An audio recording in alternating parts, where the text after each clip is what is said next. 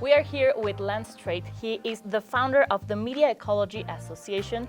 Nice to meet you. Thank you. Nice to be here. I'm really glad that you are here with us. So my first question is, what is media ecology? Which is a great question. And as with many things, it's complicated and would require a whole semester maybe to explain it. Okay. But to say very quickly, it was defined as the study of media as environments. Okay. And so we think in an ecological way about how we live. I would say it's also environments as media because we're in an environment right now. I don't think the people can see, but the lights that are shining, the cameras and everything, and the room itself is part of the environment, as is the screens that people will be looking at. So it really is the idea of thinking about media not as devices like the phone you're holding, but as places that we live in and understanding how they influence and affect us and shape us. And that extends to all of the technologies that we use, not just what we normally think of as media, and all of the codes and languages, all of the ways that we do things. Okay, that's really interesting. I've never thought about it. So yes. It's really well, interesting. Marshall McLuhan said the medium is the message, and that's, that the media that we use, the way that we do things, influence what we do, and especially how we communicate. Yeah. Well, my next question can answer itself because it's why is it important to create a congress about media ecology? Well, we want to bring people together who take this kind of approach, and it's important because it's not just understanding media, it's understanding us as human beings, understanding the human condition, because what makes us human? What distinguishes us as a form of life? It's our ability to use symbols and language, and then from there we developed writing and printing and all the electronics, and that continues to shape us and make us who we are. Now we have artificial intelligence, which makes us even more different, and we better understand what we're doing because otherwise we just become victims of our own innovations. Yeah, because we don't understand what we do. Yes. And the impact of that. How did you choose the venue for the Congress? Oh, well, Mexico City is one of the great contemporary locuses of media ecology now.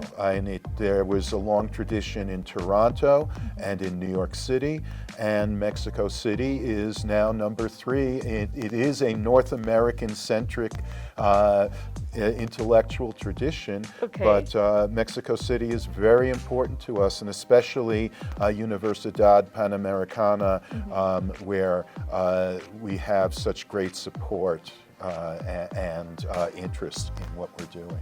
Okay, so the Congress is going to bring together more than 200 speakers from different disciplines and countries. How do you or the Congress choose the profiles of the people that's going to come here and speak? Well, I mean, in a lot of ways they choose us because they have something interesting, something to contribute, and they submit. We put out a call, and people who are interested submit, and then we make sure that they're not crazy or not scholarly enough, and so there is a vetting, but people really select themselves, and maybe they are been working in media ecology for a long time, maybe they're new to media ecology, or maybe they're doing something of interest to us and that they're interested in us, and so they want to come and we share and compare. Okay, share and compare, I like that, so you can grow. Yes. Yeah, okay. So how has media ecology evolved from its creation until today? Well, one of the ways that we evolve is to continue to explore the philosophy and the theoretical ideas because unlike a lot of other areas, media ecology is open. So we bring in ideas from all different areas, not just interdisciplinary, but multidisciplinary. because you have to master those areas. You can't just dabble. In terms of its intellectual development, we continue to better understand the ideas behind it. And then, unlike other areas, if you're in literature, you get some new stuff every year. If you're in history, a little bit of new history is made every year. But our media environment is changing so dramatically all the time, and so we have to continue to shift. When some of the early folks, Marshall McLuhan, for example, Neil Postman, they were concerned with television, and that was a big motivator for trying to understand what was going on in the 20th century, in the mid and late 20th century, understand television and what it's doing. And then came the internet, and that changed things, and then social media, and now so much of this convention is looking at AI, which we're just beginning to experience. But we have to understand what is going to happen, and we never know for sure, but we can have some idea, and if we have some idea, we can be prepared. Yeah. So that takes me to the next question, is how has AI revolutionized the subject? Well, it's hard to say that it has yet because it's so new, but a lot of the interest now, and you can see that it changes from year to year to year, so that now so much of the papers that people are presenting here are about artificial intelligence, and we're trying to understand what that is. One of the things that I would say, and this is from my own point of view, is that we react to the language too. So you have the name artificial intelligence, but we never figured out what intelligence is. What is natural intelligence, right? Is your dog or cat intelligent? Is a bacteria or a virus intelligent? So how are we talking about artificial intelligence? So part of it is just to better understand what is it that we're really talking about here. Because in a funny way, nobody's really sure yet. Yeah, we just know algorithms. Yeah. That's the only thing we know. Some people say that we didn't invent artificial intelligence, we discovered artificial intelligence, and I think that's an interesting point of view, but Absolutely. That's another topic. Yes. Next time. Next time, yeah. In this year edition, you will have a tribute to Gary Gumpert. What lessons has this genius of communication left you? Well, Gary Gumpert was one of my professors. Okay. So, one of it is just the lesson of the heart to be take care of your students and take care of your people and be open and interested. And he was very interested in the aesthetics of media, and it's a way to understand the medium itself is to understand its aesthetics, because that influences the kind of content you get with it. He was also very interested in community and how people connect, and how with so much technology we just forget how to be present in a place together. And so he became very interested in urban communication later on, and that is so important because so much of what is technological comes in urban areas, and yet we have to keep in mind how to make urban areas still have a community and still have be a human environment, and not simply one that efficiently processes people. Okay. And besides this, what else will we have in this year's Congress that's special? Well, we always have some things that are special, but some of the really important or major points of interest is that we have two major speakers, both of whom come from the study of language. Okay. One is Deborah Tannen, whose interest is in conversation, how people and relationships, because relationships are like a medium. Yeah. That we are in a relationship, we relate to one another, say you and I right here, but also the audience that we don't see and we don't know that are out there, they're in a relationship with us as well, and with the technology. So thinking about relationships is important.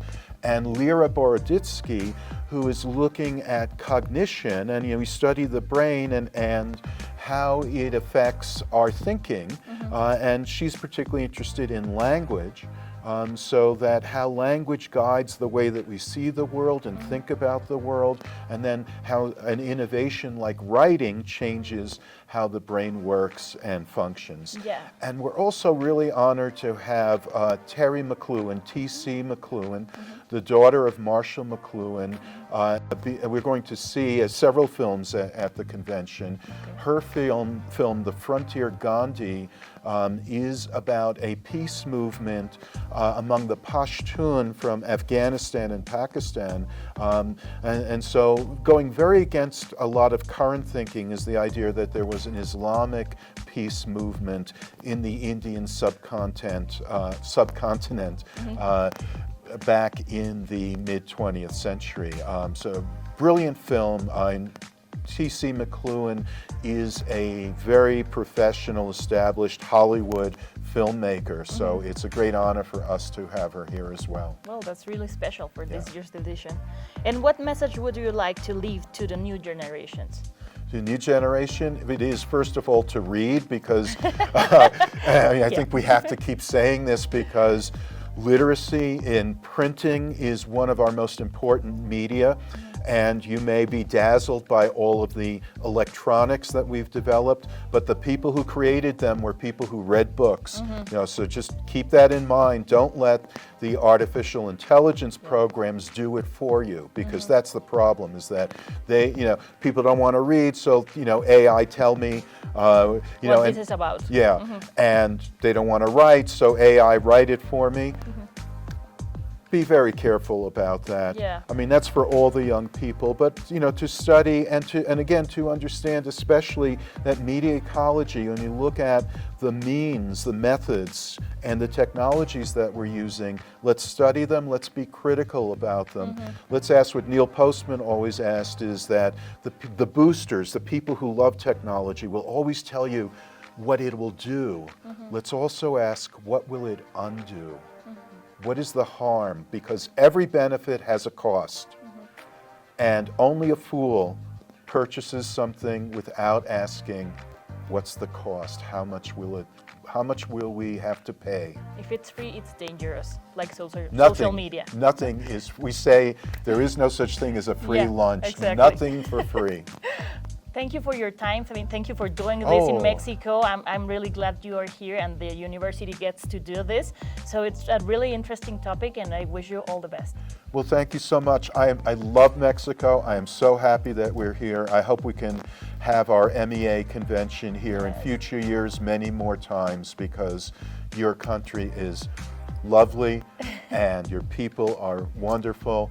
And right now, much better than ours, I hate to say. But we're so happy to be here. And thank you for this interview. Thank you.